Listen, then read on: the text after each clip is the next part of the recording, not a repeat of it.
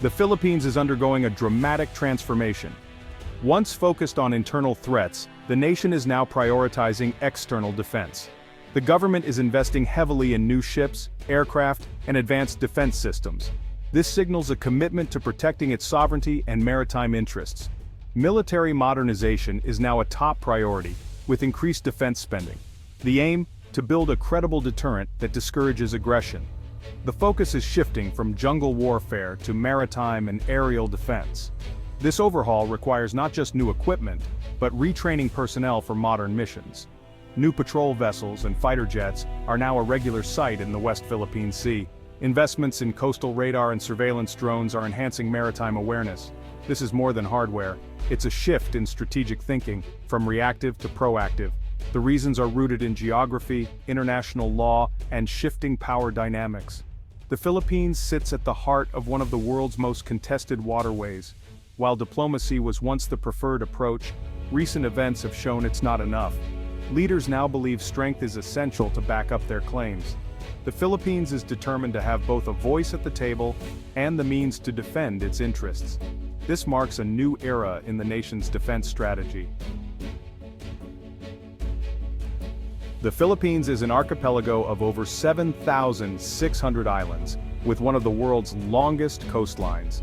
This geography offers rich resources but makes defense a daunting challenge.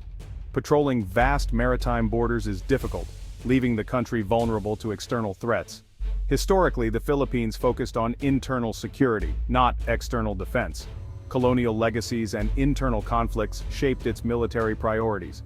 The Navy and Air Force were left with outdated equipment, ill-suited for modern threats.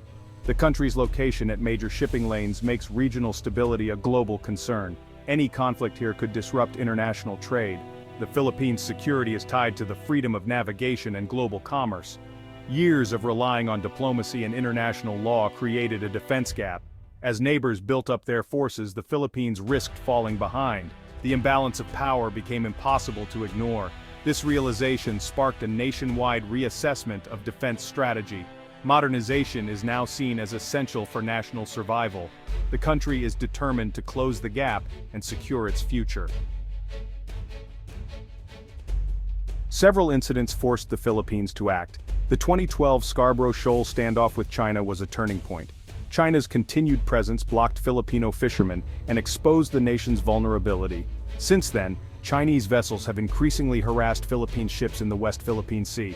Aggressive tactics, including water cannons, have targeted Philippine supply missions. These actions are seen as direct challenges to Philippine sovereignty. Public frustration grew as diplomatic protests failed to change the situation. The sense of being bullied fueled support for a stronger military. The government accelerated modernization, seeing it as both a strategic and political necessity. The shift is a direct response to repeated provocations and the need to defend national interests. At the heart of the Philippines' military buildup is the South China Sea dispute. Multiple countries claim this resource-rich waterway, but China's 9-dash line is the most expansive. In 2013, the Philippines challenged China's claims at the Permanent Court of Arbitration. The 2016 ruling favored the Philippines, declaring China's claims baseless under international law. Despite this legal victory, China rejected the ruling and intensified its activities. China has built and militarized artificial islands, changing the situation on the water. The Philippines, though armed with international law, lacks the power to enforce its rights. This power imbalance is driving the push for military modernization. The goal is to back up legal claims with credible defense capabilities. The dispute is about more than territory. It's about sovereignty and the rule of law. The Philippines is determined not to be sidelined in its own waters. Modernization is seen as the only way to assert its rights. The stakes are high for the nation and the region. The Philippines' most important security partner is the United States. Bound by a mutual defense treaty since 1951, the alliance is now more relevant than ever. Recent U.S. statements have clarified that the treaty covers attacks on Philippine forces in the South China Sea. This assurance strengthens deterrence and raises the stakes for any potential aggressor. The U.S. commitment goes beyond words. Joint military exercises and defense assistance have increased. The annual Balikatan drills enhance interoperability between the two militaries. The U.S. provides equipment, training, and intelligence to support Philippine modernization. The Enhanced Defense Cooperation Agreement allows U.S. forces to rotate through Philippine bases. New EDCA sites in strategic locations boost rapid response capabilities. This is not about permanent U.S. bases, but about readiness and visible support. The alliance sends a clear message: the Philippines is not alone. U.S. presence deters aggression and reassures the Filipino public. The partnership is central to the Philippines' defense strategy. It also signals to the region that the U.S. is committed to a free and open Indo-Pacific. Together, they aim to uphold stability and the rules-based order. Beyond the U.S., the Philippines is forging new security partnerships. This mini-lateral approach builds flexible coalitions with like-minded nations. Japan has become a key partner, providing patrol vessels and negotiating deeper defense ties.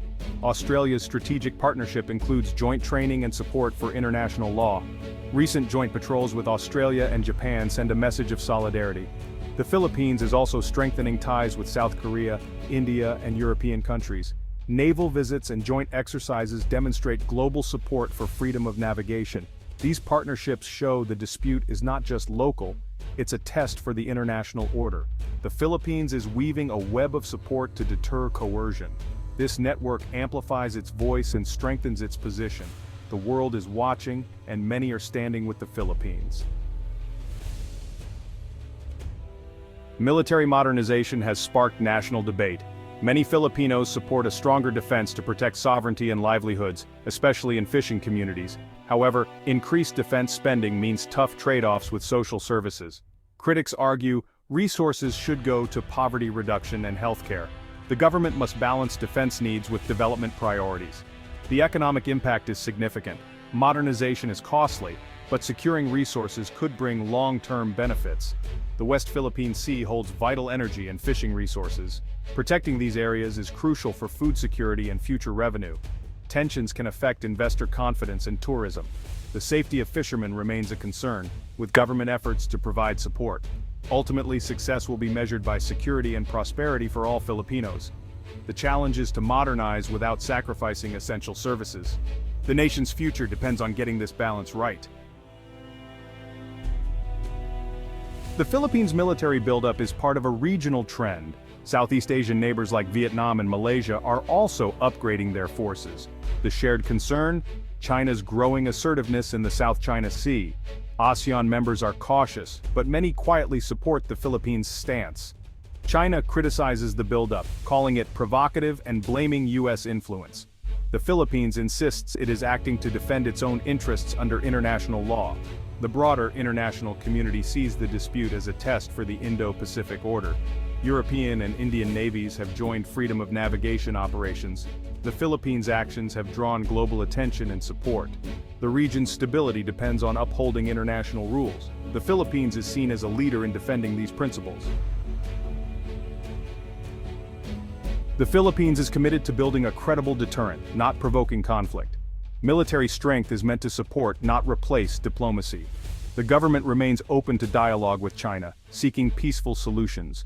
Modernization strengthens the country's diplomatic hand. The strategy is to negotiate from a position of confidence, not weakness. The Philippines will deepen alliances and expand partnerships while pursuing diplomatic channels. Joint patrols and exercises will likely increase, showing collective resolve. The nation's goal is stable, peaceful coexistence based on international law. The decision to modernize is driven by necessity, not aggression. The Philippines is determined to protect its sovereignty and secure its future. This is the story of a nation arming for peace, not war.